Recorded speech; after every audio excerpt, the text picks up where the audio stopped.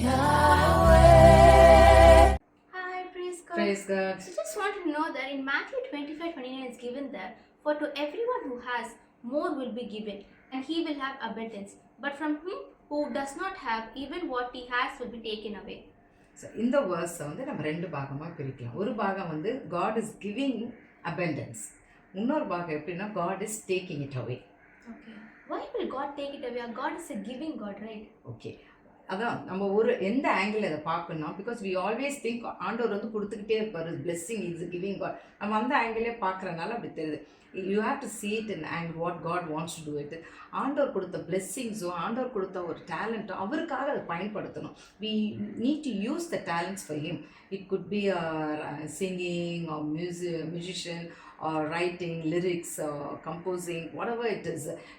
It could be even a craft work, a painting, whatever it is. அதை ஆண்டவருக்காக அதை பயன்படுத்தணும். ஆண்டவருக்காக அதை பயன்படுத்தும் போது God bless them more and more in abundance.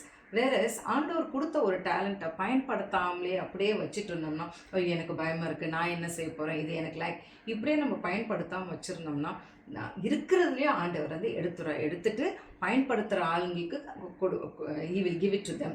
So ஆண்டவர் கொடுத்த டேலண்ட்டையோ பிளெஸ்ஸிங்கோ அவருக்காக எடுத்து அதை பயன்படுத்தணும். அப்படி ஆண்டவர் கொடுத்த டேலண்ட்டை பயன்படுத்தாமலையோ அவருக்காக அவர் நாமத்துக்கு யூஸ் பண்ணாமல் நம்ம வச்சுருந்தோம்னா God will take it away from us.